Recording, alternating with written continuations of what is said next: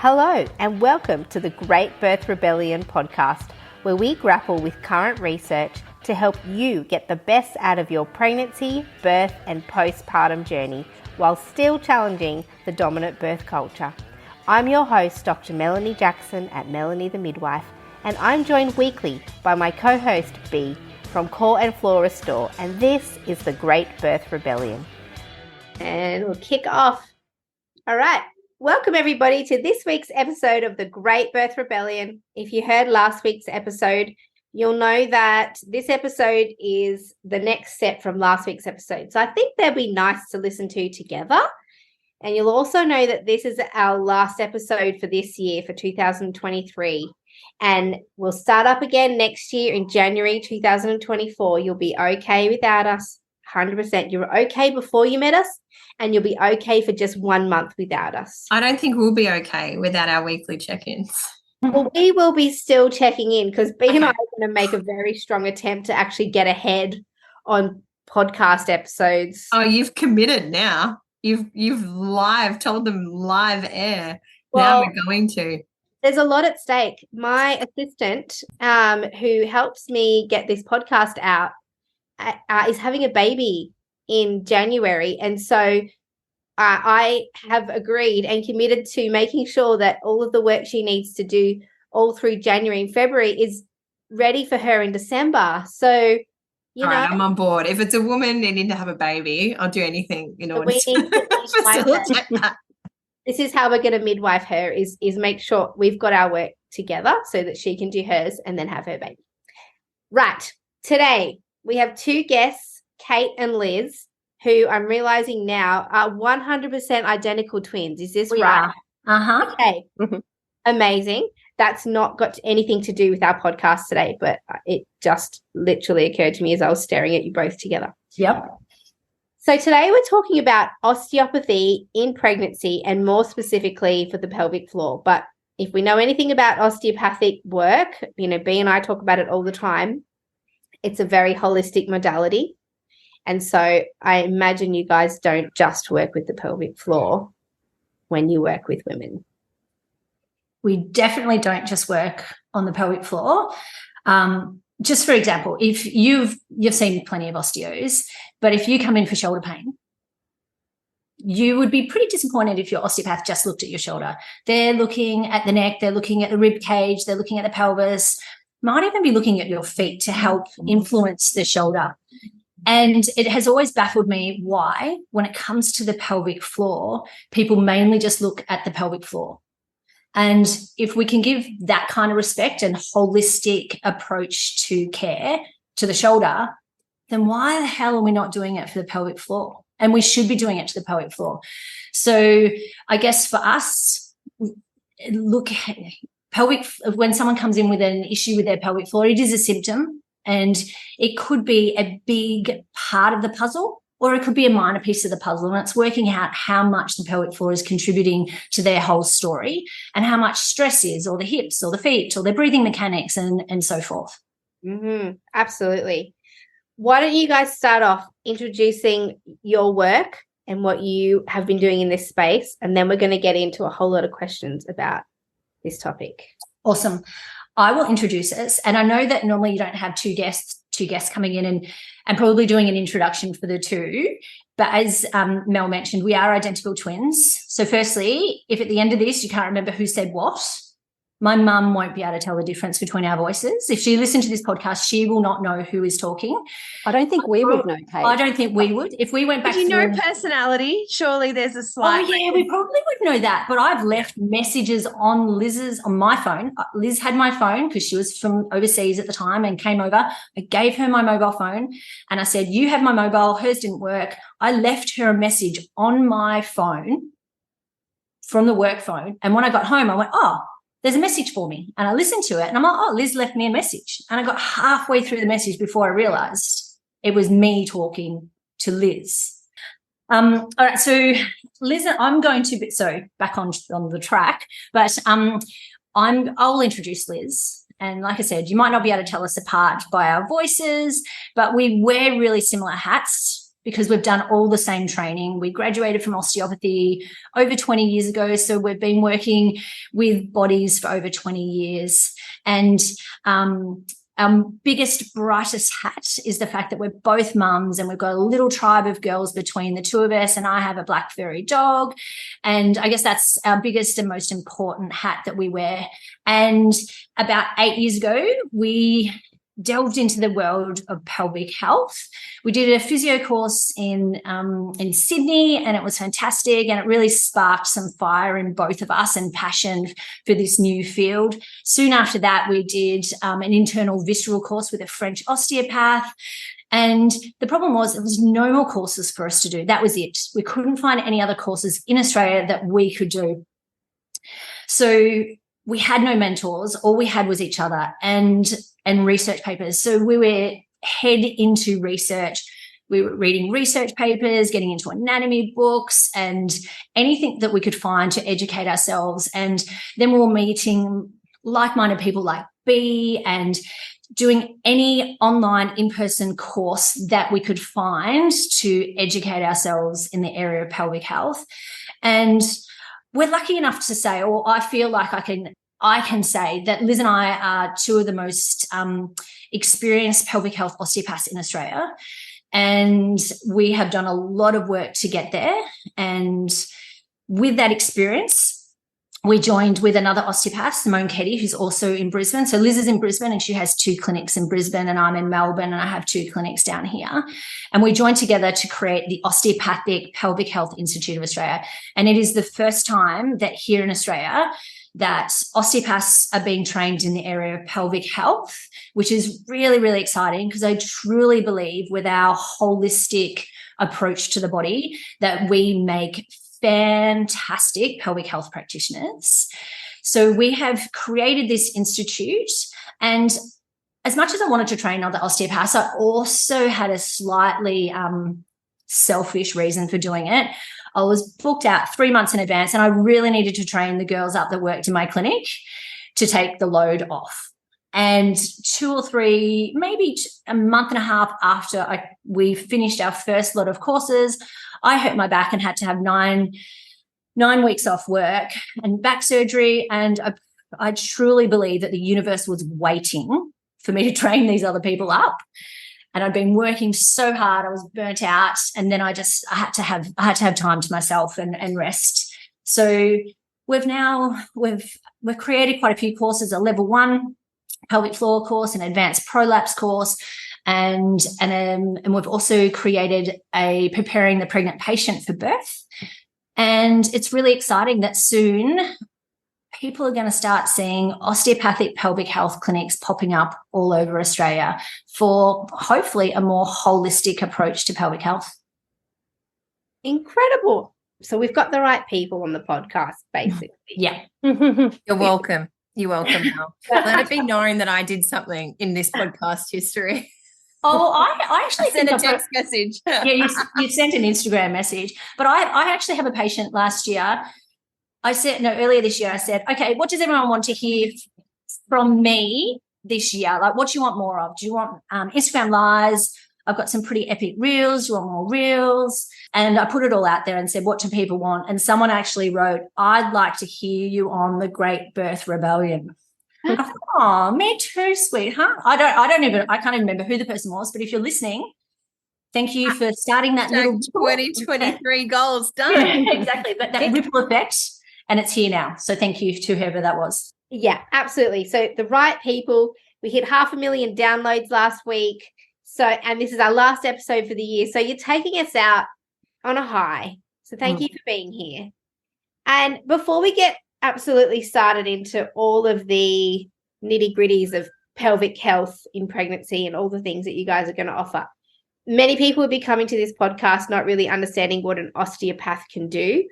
Yes. So could you talk us through in layman's terms, because even although I use an osteopath, still aren't entirely clear on exactly what she does to me. I just go and accept it and carry on with my day. Can you tell us what an osteopath is? What do you do? I can answer this one. So an osteopath is a holistic manual therapist, I guess you could say. So we have a couple of philosophies that we work with, and that is that the body is a unit. So, we can't, if someone comes in with shoulder pain or pelvic pain or incontinence, we've got to look at the whole body. The structure and function are interrelated. So if you think about the pelvic floor, it's attached onto the pelvic bones. If the pelvis is twisted, it's going to impact the function of the pelvic floor. So, that's one of the first things Kate and I realized when we did our first pelvic floor physio course. We're like, oh my gosh, they assess the function, but they haven't paid any attention to the container that pelvic floor is in. And that was the first thing we kind of thought, oh, okay, that's something we can do different and maybe better. And the next principle is that the body is able to self-heal. I mean, I'm sure all of you have witnessed, you cut yourself and you heal. If the body is in a good alignment and balance, then the body is able to self-heal. So as osteopaths, they're the three principles that guide our treatment. So it's not a cookie cutter type approach to treatment. We look at every person as an individual. And I can remember when I first graduated, I was very like osteo, but very whole body, I would say. And as my career has progressed, I've become more whole person. And I think as osteopaths, most osteopaths are very good at connecting the big toe to the top of the head. And, someone comes in with shoulder pain, they're, assessing the whole body. But Kate and I are very passionate about considering the whole person, because in anyone's experience, whether they got prolapse and they're really hypervigilant, if we're ignoring the fact that they're really scared to move and we're only assessing the function of the pelvic floor, then we're missing out on a big part of their picture. So osteopathy, we trained for 5 years at university. Every osteopath you go to will possibly use completely different techniques to what the next person. And Kate and I have a very similar philosophy, or the same philosophy in how we treat a patient, but we might actually do very different things with our hands. So it's more about the philosophy of what we do. And we learn a huge broad range of techniques, manual therapy techniques that we can, I guess, individualize to the patient's needs. You're right about being different. I actually have 2 osteopaths, and I'll pick and choose which one I want to go to based on what I think I need. Which is ideal, right? Like actually you listening to your body and going with, that's a real intuitive way of picking a care provider. And I've been treated by both of you. I have had the privilege of having both of your hands on my body, and very, very, very different treatments. And I think that's the tricky thing. Often people ask me for recommendations. And I remember the first time I ever had osteopathy care by a person who's now my absolute bestie in life. And I remember walking away going, what the hell did I just pay her for? Like, I'm pretty sure she just put her hands on me and I just handed over a hell of a lot of money for that. And then the next day I was like, my hips don't hurt anymore.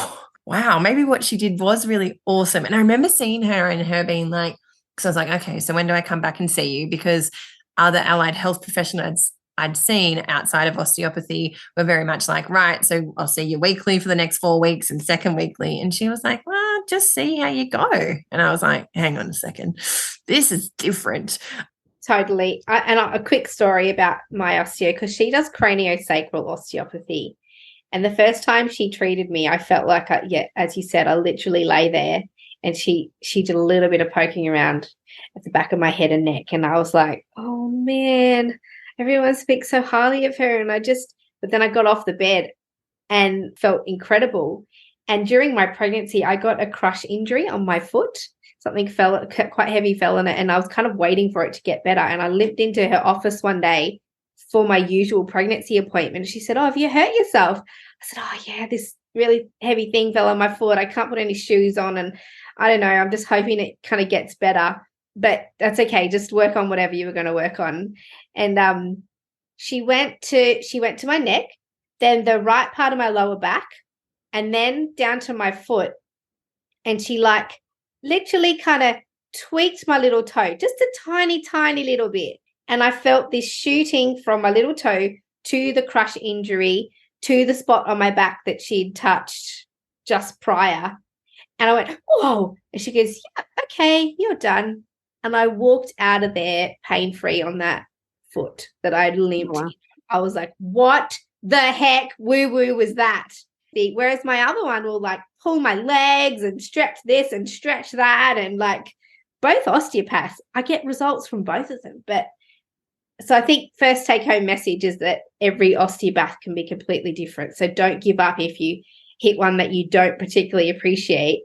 And I do acknowledge that it can be expensive to find people. And I also acknowledge that a lot of people live in rural or remote areas, and that can be really tricky. And you guys mentioned that you have a course specifically for practitioners that teaches them how to prepare a woman for birth. Yes. Can you talk us through that? Obviously not the course, but hang on, if we're still on what is osteopathy? Are we still on what is osteopathy? I feel like, Liz, are we still on what is osteopathy? Because I was going to say we haven't really explained what craniosacral osteopathy is. We kind of just mentioned it. Really bloody hard to explain what that is. I'll probably leave that for another time. The important thing is that our philosophy is what guides us, but our techniques can look different. It might be that someone's, has their hands on you and they're listening, gently listening to your tissues and guiding, listening to your tissues, or they might be directly working into your tissues. I think it's a really beautiful treatment to craniosacral, or I would call it cranial osteopathy, because it's really about, listening to the tissues and listening to the body, listening to the person's story. And because with manual therapy, a lot of the techniques are really taking the tissues to where they don't want to go. And with cranial osteopathy, it's about listening to the tissues and allowing them to, the intelligence of the body to find a balance. So it's very gentle, but most people, even if they're not feeling sensations, and some people will feel everything, they'll feel things releasing and changing, and they might even be feeling more than what I'm feeling at the time. And other people will just feel relaxed. Like most people will, at a bare minimum, feel like, oh, okay, like my mind's switching off and I feel like I'm going into like a deep meditation. That's been my experience of craniosacral osteopathy is like, I can feel like, I remember one treatment, I felt just this energy like burst out from my heart, and like it was warm, and I had this huge breath in that just felt like my lungs filled beyond their usual capacity. And this thing happened and I felt it in my body. And then my osteopath went, and we're done. I was like, what was that? She's like, just released. Okay. And so, I just think it's such an incredible modality and therapy. So let's chat then about how would women prepare themselves using osteopathy for their pregnancy and or birth? Well, one of the first things, we do lots of different things. Like one of the big things is we use our hands, and Kate will talk a bit about that in a minute. But one of the big things we talk about is pain management, or working with pain strategies. And I think a big thing with pain is reframing their beliefs around pain. So we talk to our patients a lot about the neurophysiology of pain. So a lot of people believe that there's receptors in the cervix and the uterus, and they're pain receptors, and there's, stretching of the cervix and the uterus is contracting, and that's telling the body that we're in pain. But actually what's happening is there's nociceptors, and those nociceptors aren't pain detectors. They're detecting stretch, and they're detecting contraction within the uterus, stretching through the vagina and all the pelvic structures. Those nerves go into the spinal cord up to the brain, and the brain takes that information and has a decision to make. It goes, is this a threat or is it not a threat? But it doesn't make it simply based on that information coming from the tissues. It's considering, what are their beliefs about pain? Does this person believe that this pain is productive and meaningful? Or does this woman who's birthing, do they believe that this is the worst pain that they're going to feel in their entire life? It's considering the support around them, or they're about to give birth and they believe in their body and they believe in their capacity to birth a baby. So it takes all that information and it decides, is this a threat? If the brain decides it's a threat, then it sends a nerve back down and turns the dial up in the pain experience. If it decides that it's not a threat, then it sends a different nerve down and turns down the experience of pain. So when we think about pain like that, we can either turn it up or we can turn it down. So then it's about learning ways in which we can turn it down. And turning it down really is creating as much safety as possible. So if we feel safe, then it doesn't matter how much input that's coming from your cervix that says I'm stretching. The brain is like, this is okay. We're safe. So it doesn't, we're going to do this. My interest in understanding what happens in that moment in childbirth and pain, because I had a patient who came to me in the postnatal period, and she said to me, it felt like my pelvis was getting ripped apart. Literally, that wasn't happening. And literally, that can't happen. But her brain took the information from the stretching of her pelvic structures, her cervix, her, the uterus contracting. It went up into her brain, and her brain took all the other information that it could gather from its surrounding, its environment, belief systems, culture. And what it felt was that the pelvis was getting ripped apart. And of course, if that's what your brain feels is happening, that's a huge threat to the safety of your baby and yourself. And so it's going to ramp up that pain experience. So a lot of what we're doing in practice is chatting to our patients about pain. And this might be relevant to them in that moment because they might also have pelvic girdle pain. And so we can start to, relate their pain experience with pelvic girdle pain in that way as well. So they can start to get a really embodied sense of that pain experience. We talk about being curious about pain. So I might just put a little bit of pressure onto their glute, and then we have a conversation about being really curious about how they're feeling. How is their body responding to pain? Are they tensing? Is it changing their breath? And what happens if they actually soften their breath? Does that change their pain experience? If they soften through their glutes and through their jaw, does that change their pain experience? Creating environment, treating them in such a way that they can have an embodied sense of, actually, when I breathe, my pain lessens, then they can take that into birth. So some of it's education, but some of it's is also using some of our skills within the actual manual therapy to educate and give more an embodied experience of that as well. Women talk about when their baby's emerging, and a lot of people talk about it as the ring of fire. Yeah. And I don't like the terminology because it does have this burning and fire and hot and pain kind of sensation, like it's bad.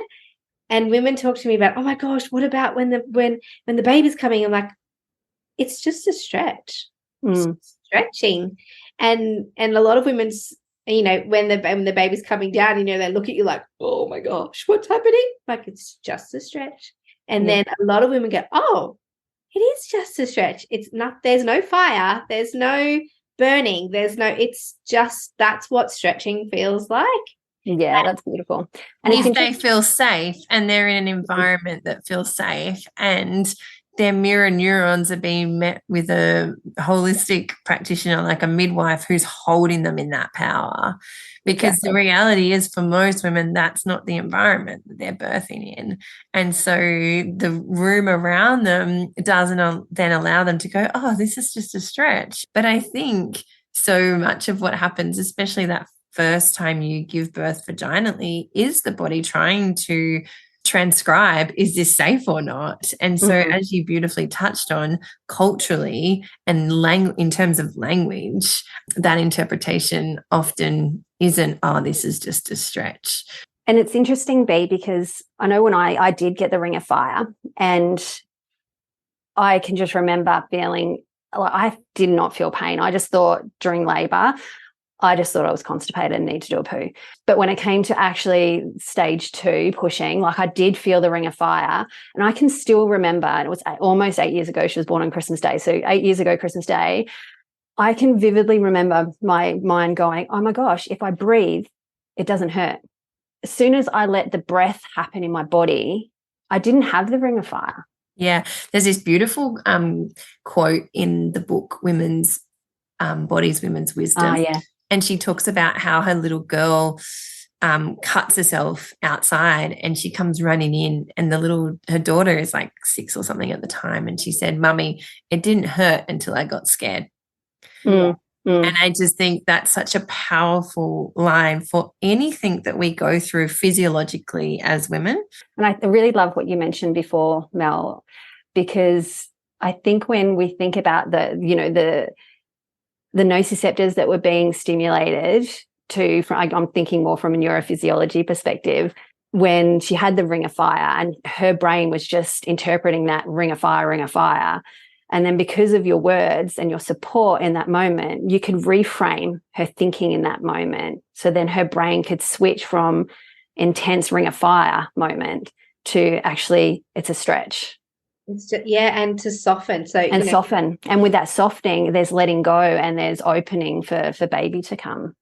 I guess the phrasing around that time, and this might be helpful for other midwives, if the woman is really, they get really tense in their shoulders and then they get screechy, like, and the babies, and you can, like, that is tightness and tension, and that's fire. Whereas if you can say to a woman, we're going to soften your shoulders, soften the bottom, and we're going to and it's just a stretch, like that is a complete body change to deal with that sensation that's happening as the baby's crowning. And I instinctively laughed during the emergence of my baby. It just felt like absolute and utter bliss at that moment as she was fully coming out, and I just giggled, and it was definitely not painful.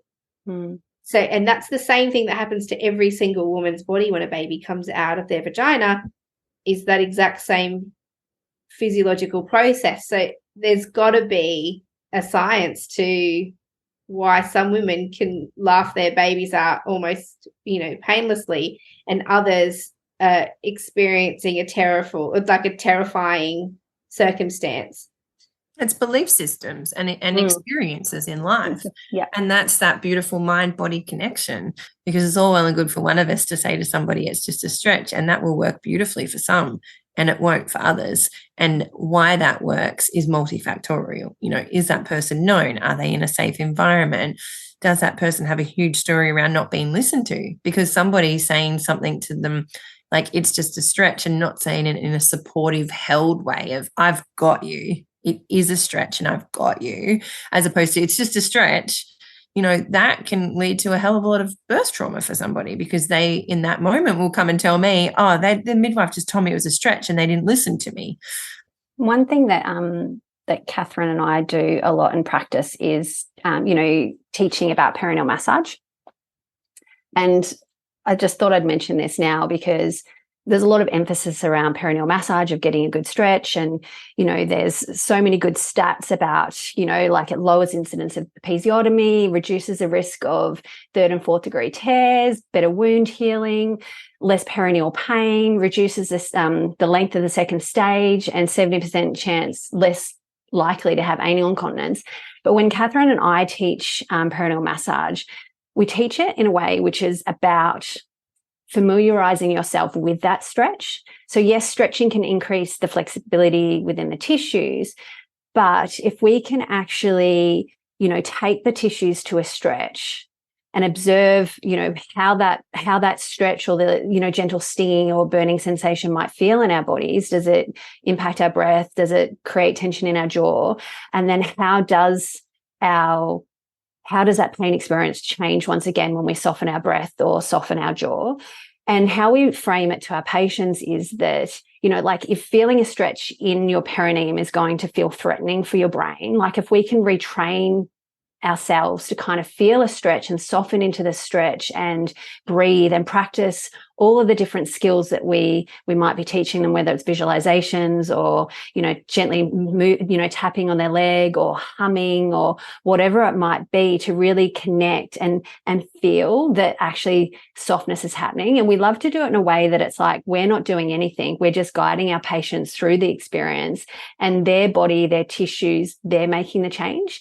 But we just like that whole idea of going, right, if they can get a sense of stretch prior to birth, so the first time they're feeling that stretch in their perineum and possibly the ring of fire, that, that might come up and create a threat. But if they've already experienced it and they've already had that embodied sense of actually, I manage this, then it's less likely to create hopefully a threat. But obviously that threat's all determined by the support around them and the environment and culture and all those things. It's not as simple as that, but it's one step. I mean, it's important to point that out because, and I mean, I do encourage my clients to do perineal massage, but we've got to remember that perineal massage isn't about creating like space and stretchiness in the perineum, and actually like a physical change where you somehow have changed the structure of the outlet somehow by doing perineal massage. Like you said, getting familiar with the sensation of the pressure and talking to your body about how this is okay, you're safe, and so when it's actually a baby coming, you have practiced that softness, and it's almost like practicing relaxation techniques, so that when you are in a moment of stress, you can tap into that practice and settle yourself. And it's the same with perineal massage, is that when you're feeling the baby come down and start to put pressure on your perineum, your body goes, oh, hang on, this is familiar. We're safe. Our body can do this. We've been here before. Just, follow the steps. Yeah, exactly. So that was beautifully said. Thank you. It's not the first time I've given that little talk. So can you talk to us about what can women do to prepare their pelvic floor then for birth? We already kind of touched on perineal massage, but is there something else we should be, potentially tapping into? Yeah, there is. I mean, and we know that if someone does pelvic floor exercises, and when I say exercises, I don't mean just strengthening, but when someone does pelvic floor exercises throughout their pregnancy, that they will or can reduce the risk of urinary incontinence postpartum. They can reduce the risk of urinary incontinence later on in pregnancy. They reduce the risk of perineal tearing. They reduce there's a reduction in first and second stage of labor. And if we can do anything to reduce the risk or reduce second stage of labor, then we're also reducing the risk of pelvic floor dysfunction, because we also know that a longer stage 2 labor increases the risk of pelvic floor dysfunction. In terms of, because we've diagnosed stage 2, I really want to say that. If this is the only podcast you've listened to, go back and listen to the Push In podcast, because stage 2 of labour was created by medical experts so that we could put labour into a textbook. And it's defined as when the cervix is 10 centimetres and when people push, and a coach to push or really, really actively push. And I think one of the biggest things people need to understand is that the body has this incredible pushing stage called the fetal ejection reflex, and that doesn't last for 2 hours. When we're talking about research, though, because I had the fetal ejection reflex with my second birth, and we talked to about our patients about, waiting for that urge or that body to actually start pushing, and not to start pushing at 10 centimeters dilated. But this is I'm just regurgitating research, because I don't. So when it comes to this research, it talks about you're just reducing the second stage of labor. And like B said, for some people it is from 10 centimeters dilated to the research is based on current maternity practices. Yeah. And that's the thing that needs to be highlighted here is, that research is there 100%, but it's there. It's not based on physiology. It's based on how the system defines pushing.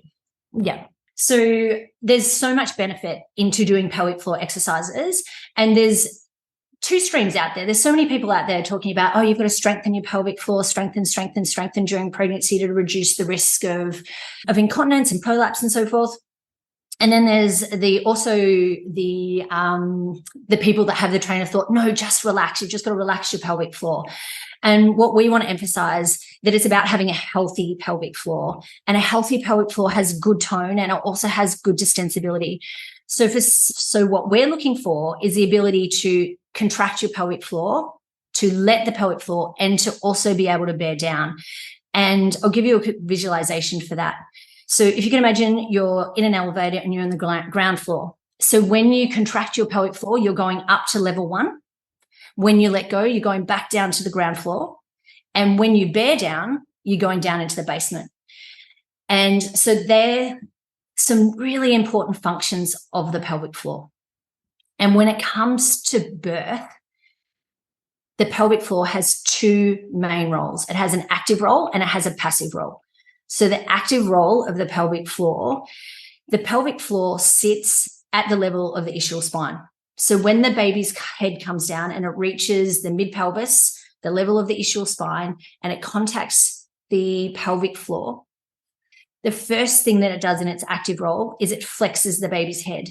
So for everyone out there, if you're at home or you're walking and you're not driving, I want you to flex your head all the way down to your chest. So flex it all the way down and then touch the top of your head. And you can feel that when you touch the top of your head, it's quite small.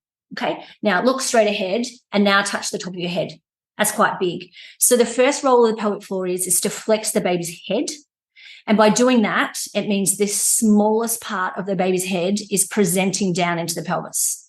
And I'm pretty sure I can speak for everyone out there when I say we all want the smallest part of the baby's head to present down into our pelvic, into our vagina. So I think that's universal.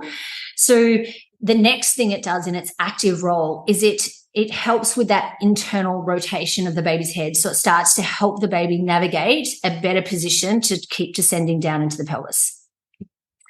Then it has a passive role, and it needs to be able to get the hell out of the way. And that's the passive role. So that's why it is really important that when we're assessing someone's function of the pelvic floor, they have good tone, because without the good tone and the strengthening of the pelvic floor throughout the pregnancy, and without that good tone, we do not get the flexion of the baby's head, and it's harder for the baby, the pelvic floor, to help and assist with the rotation of the baby at that mid-pelvis level.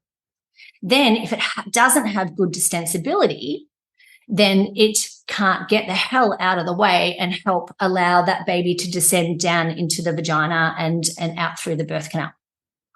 So when we're also looking at someone who is pregnant, it's really important to assess that they can bear down. And 18% of new mothers who have never given birth before, instead of bearing down, they co-contract their pelvic floor. So instead of bearing down and creating length and showing distensibility, they actually contract their pelvic floor. So part of what we do is training and treating and retraining and educating our patients on how to be able to bear down properly, because that just shows that ability to fully distend the pelvic floor. This particular research states that if someone co-contracts and so it shortens through that perineal region instead of lengthens their perineal with a bear down, then they are more likely again to have a second stage of labour. And again, longer second stage of labour, amongst all other factors as well, is a predisposing risk factor. So what we're working on doing is helping to reduce the risk of someone having a pelvic floor dysfunction by working on all these aspects before they give birth. Locally, at the level of the pelvic floor, we know also that the pelvic floor is an emotional muscle. And you can't treat the pelvic floor without thinking of that whole person and all their fear and emotions that might be going on in that moment for that patient. And I know Bea loves this research as well, and so does Liz, and I love talking about this research. And there's this research about a group of women who have vaginismus, and they believed that vaginismus was a sexual dysfunction. And vaginismus, for those that don't know what vaginismus is a condition or a chronic pain syndrome where the pelvic floor muscle automatically engages with any form of vaginal penetration, finger, dildo, speculum, tampon, doesn't matter what it is. It can be one of those things, all of those things, or a combination. And it can be quite a painful condition, and it's the leading cause of unconsummated marriages in the world. So they had this group of women and they showed them 4 movies, a sexually erotic movie, a sexually threatening movie. They showed them just a scary movie and a neutral movie. And I like to think that one was Friends, because I love Friends. And then they had a group of women who did not have vaginismus. What they were not expecting from this study was that women contract their pelvic floor, and it has nothing to do with sex. It has everything to do with fear, anxiety, that defense mechanism that gets us to contract the pelvic floor. And they were not expecting that from the study. But what they really weren't expecting was the group of women that were the control did the exact same thing. And that's when they really started to realize and fully understand the pelvic floor, and is that it is has a defense mechanism about it.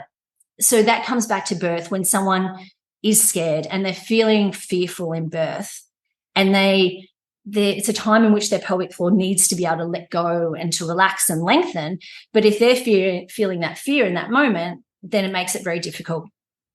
And so when it comes to treatment as well, if that person is experiencing some previous trauma from birth, it is about addressing that and sending them off to have birth debriefs.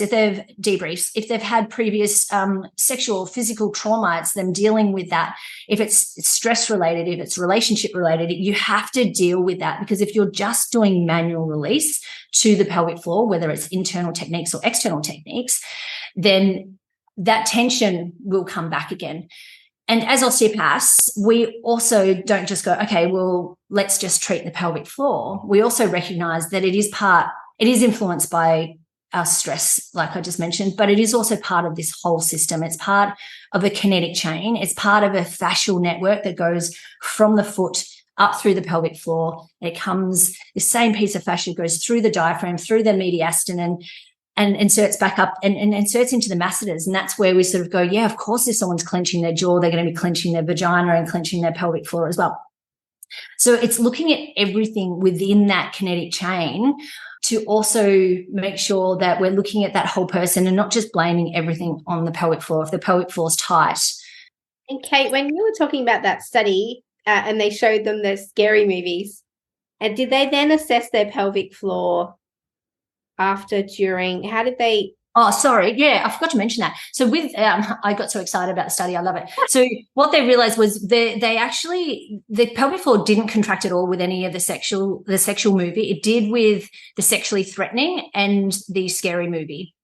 So that's when they realized that it didn't have anything to do with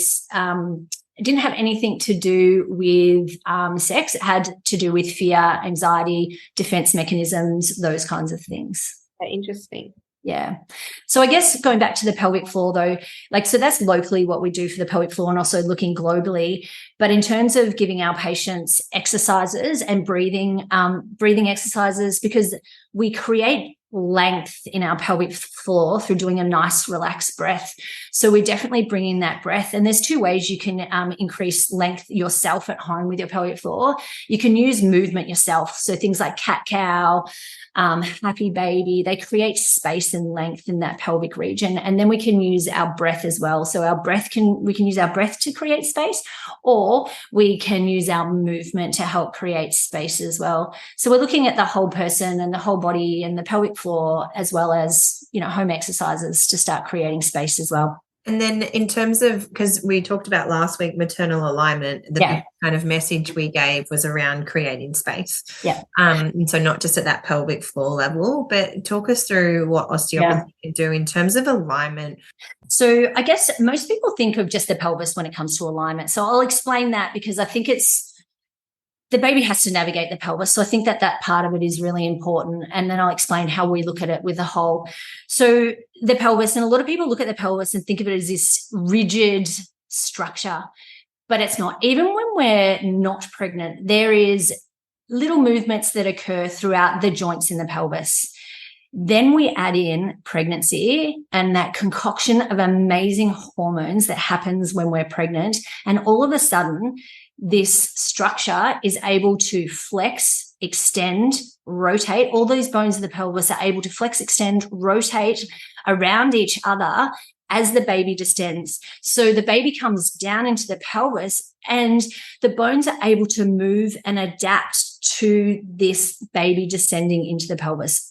And it's innate and we don't have to think about it, okay?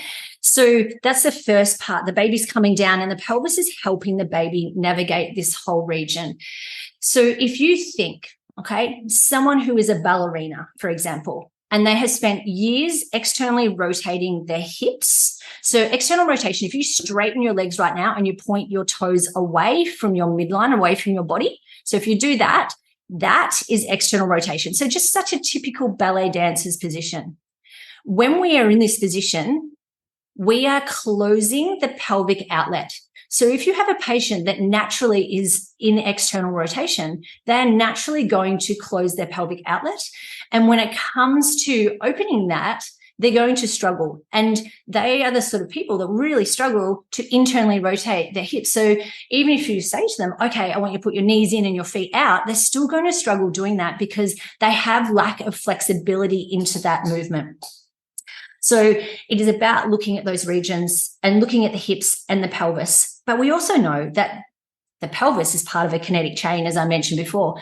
So the foot, if the foot can't pronate properly, then that causes it needs to be able to pronate to internally rotate. So if it can't internally rotate, again, you're not going to open the pelvic outlet. So looking at that foot and the fascial chain that comes up through there. So that's where we can look at that part of the alignment in terms of the body and know that it is influenced by the kinetic chain above and below.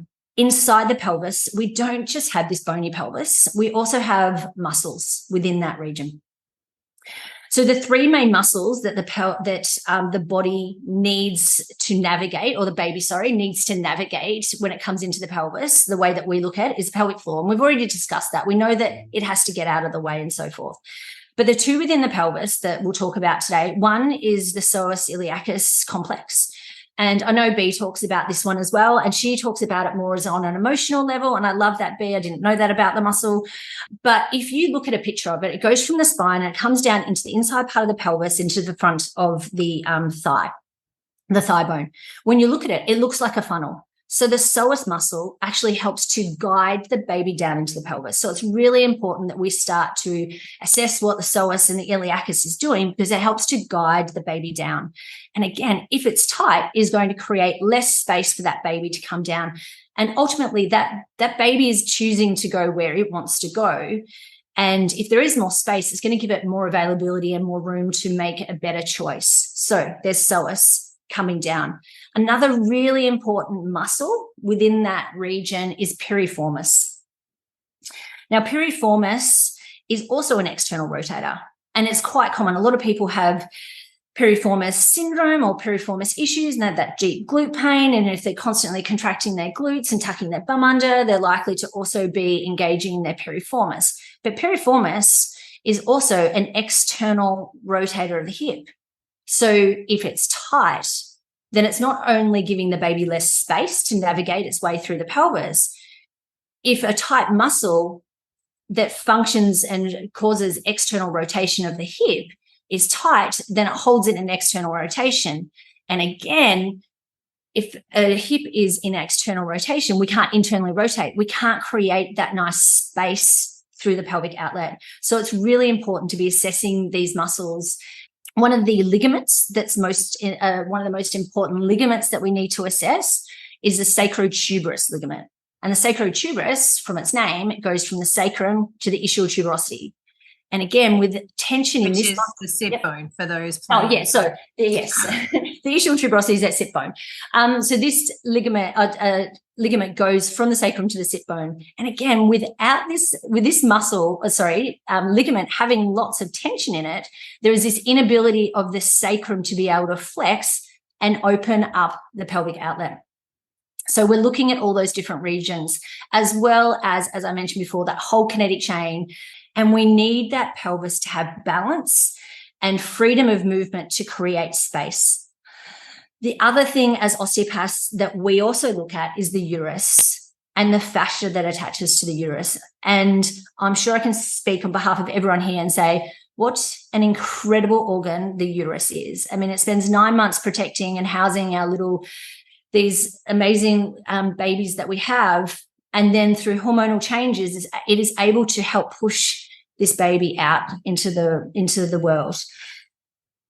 And the position and the ability of the uterus to contract efficiently is influenced by these guide ropes or ligaments that attach onto the uterus, and they all attach onto the pelvis. So again, they're then influenced by the pelvis as well. Which is a stretch that and the pain, or pain that people feel during pregnancy, and people are like, oh, it's just ligament pain. Yeah, because they're tight and you're feeling that stretch, or perhaps, again, we're feeling it as pain or not. And I really want to highlight that piriformis pain. I had that in my second pregnancy. So it goes mismanaged and mistreated, misdiagnosed so often. If you've got a deep glute pain, it's 100% of the time. And the thing is, the easiest way to get to piriformis is via the vagina. To get to it through the glutes, you have to get through so many other muscles, but vaginally, it's actually, as long as you've got long fingers, it's actually really easy to get to.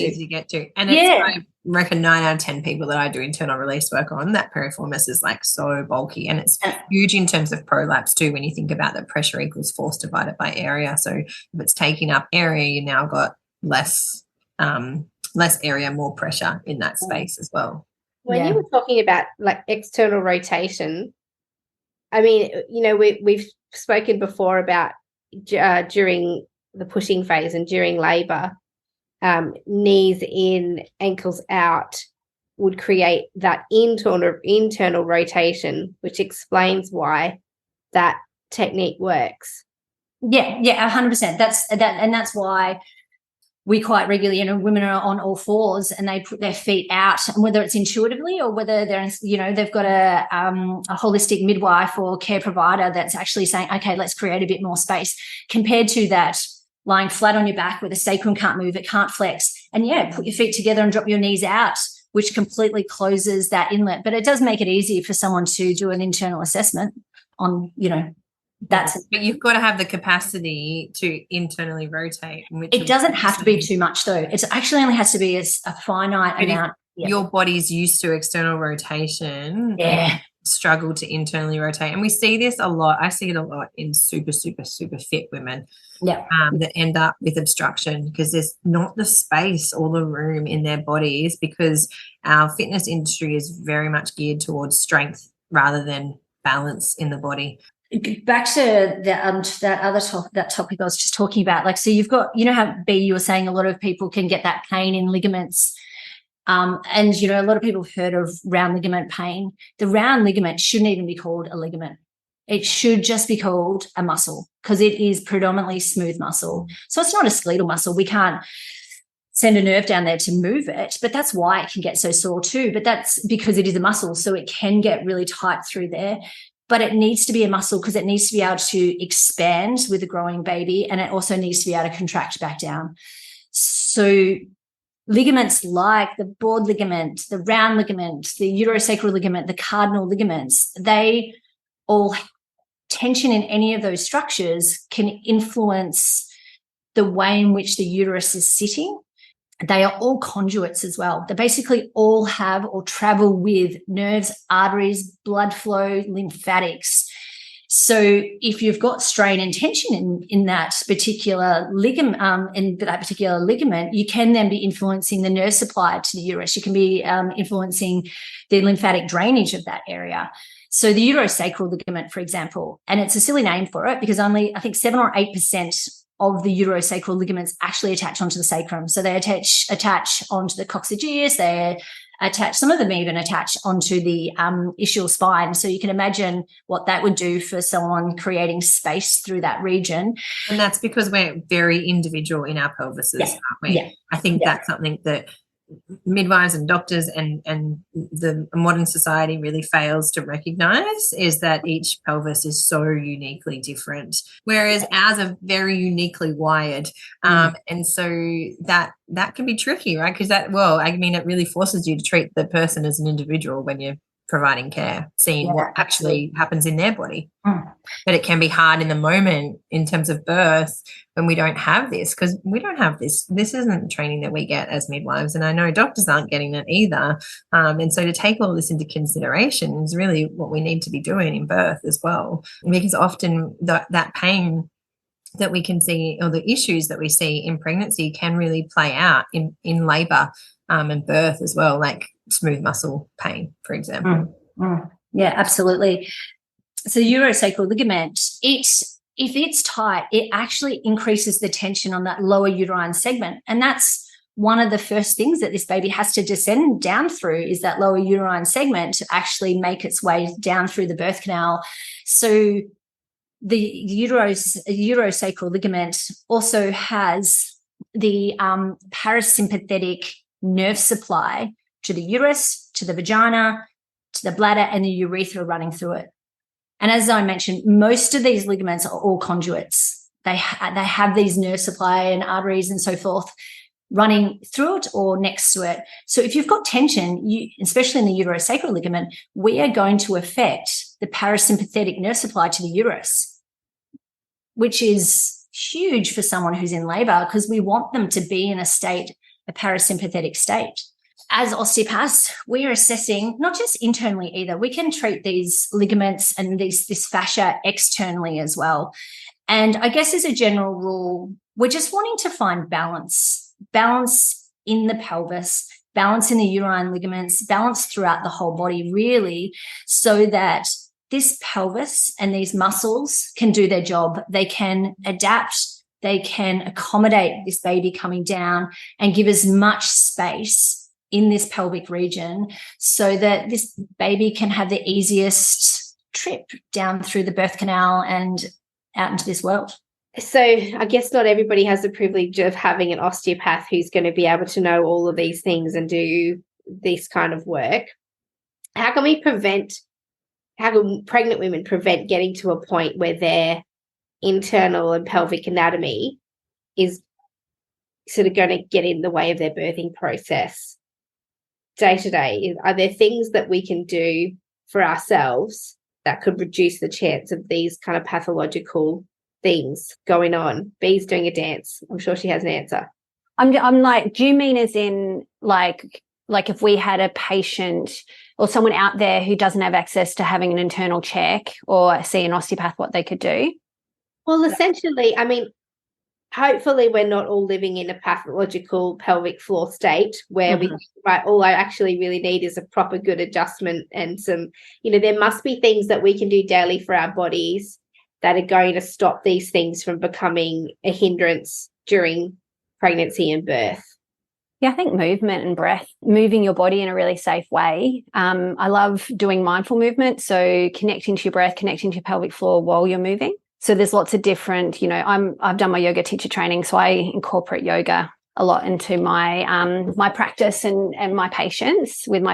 But yeah, so there's lots of different stretches, mobility exercises, breathing visualizations where you can just learn to create, length and connect to that area and create mobility and things like that.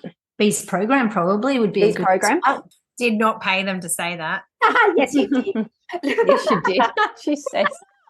I have send me an invoice. I have a lot of patients that do Bee's program, and the one thing that I can say is that when a patient has done Bee's program, they have a better 360-degree contraction. They have a better ability to let go of their pelvic floor, and they have just more body awareness from what they've been learning on Bee's program. So it 100% makes my job a hell of a lot easier if they've done a program like Bee's before they've come in. And we talk about the nervous system and calming the nervous system down, and every single one of those techniques that Liz was talking about then for pain, with the pain science, talking about pain science and calming the nervous system down and to help with pain, all of those things also help to create length through the pelvic floor. So if you right now, like even do a low tone, like that, you can feel your pelvic floor drop. And that's not just the pelvic floor. It's not just the pelvic floor. It's when the thought, I always say when the mind is tense, the body is tense. And so if one part of you is relaxing from that technique, the rest of you will, because you're moving out of your defense mechanisms that need to fight or flight. Right. So you think about that's why your body's doing that. That's why your body is holding tension, because it's in a stress response, and a stress response needs a defensive mechanism, which requires the body to either fight or flight.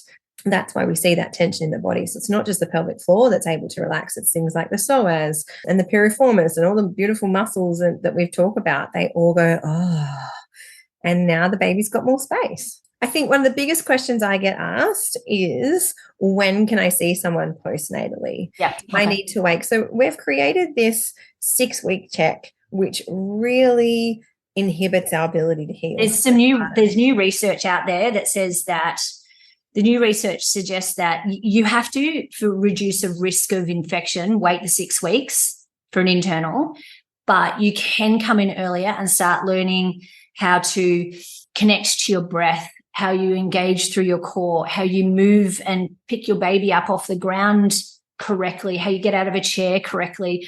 If you're having issues with bowel movements, being taught how to get into a good pooping posture and how you breathe through having a bowel movement, and looking at improving your bladder and bowel health. So research now says that you coming in earlier for that kind of thing and connecting in with your breath and pelvic floor and waiting for the 6 weeks for the actual internal assessment. But in terms of body work in the first 6 weeks. The day I had. That's what I was talking about. I was like, where are you going? No, sorry. 6 weeks to get body work. I'll use me as an example.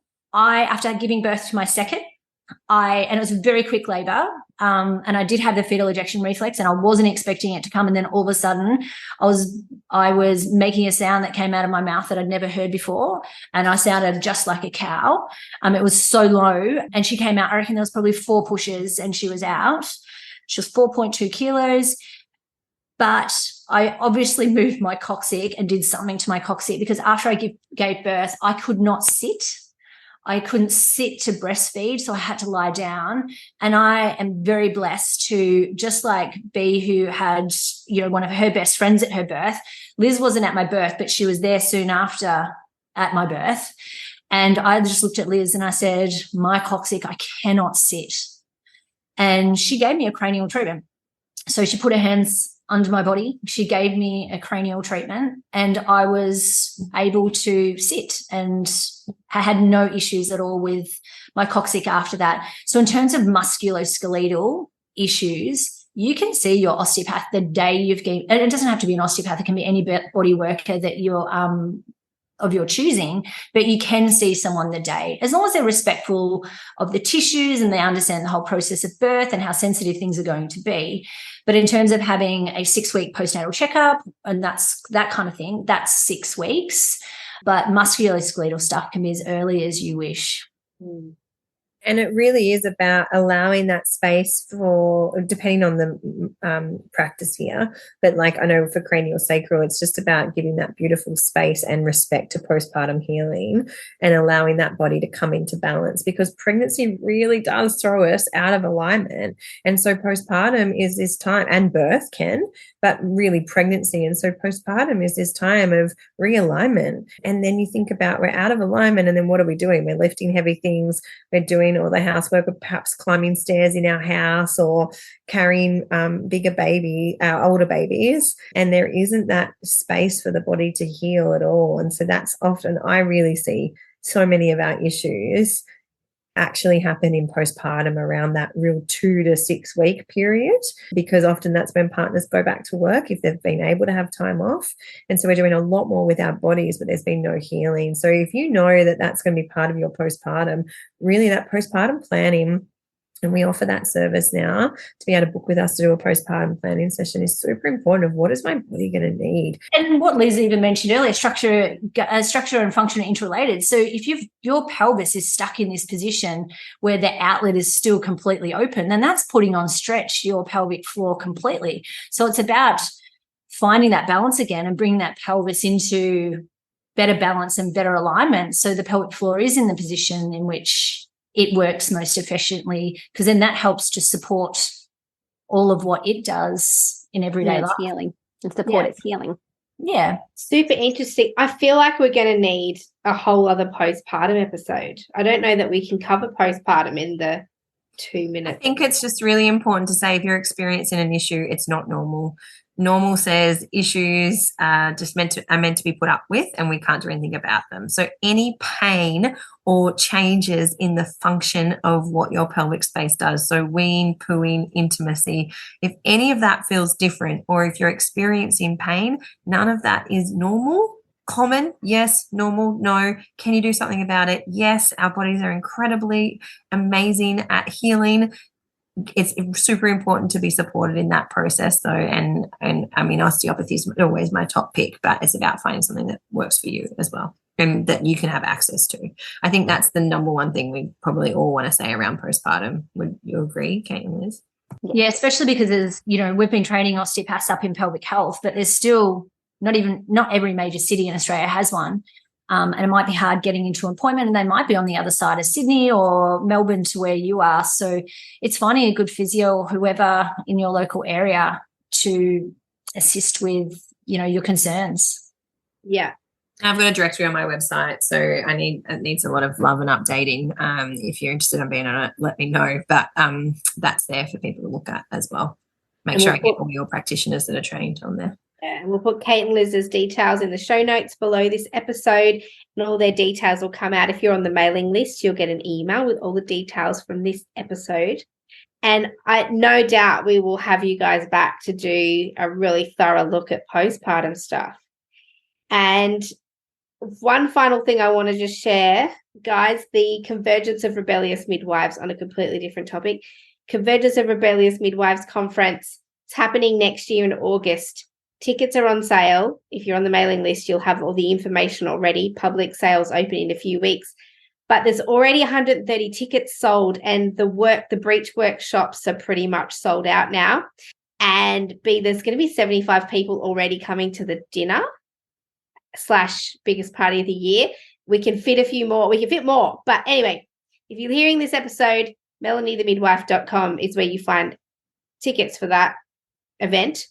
And Liz and Kate, we will 100% be having you back. I have not asked your consent or permission to have you back on again, but I'm assuming you had such a great time today that you'll be back. Oh, we'd love to. Like, I guess for Liz and I, getting into pelvic health and being osteopaths in this big sea of physios, it's so nice to have people like you and B supporting the fact that there's osteopaths out there trying to make, have their own ripple effect on all these women out there who have pelvic floor issues and preparing for birth and so forth. So thanks for having us. Thanks for saying yes. Thanks for being here, legends. And we will see you next year. Yeah, thank you. Happy New Year, everybody. If you're listening to this and it's New Year's, we'll see you all in 2024. That's been this year of the Great Birth Rebellion. Yoo! Bye. Thanks, legends. Thanks for listening with us today. Don't forget to subscribe to our podcast on your favourite podcast platform and join our mailing list at melaniethemidwife.com. Mel sends out weekly emails with access to all the evidence we use in this podcast. You can find out more about Mel at melaniethemidwife.com and find out more about me, B, at coreandfloor.com.au. We can't wait to bring you next week's episode of The Great Birth Rebellion. Yeah! Yeah. All right.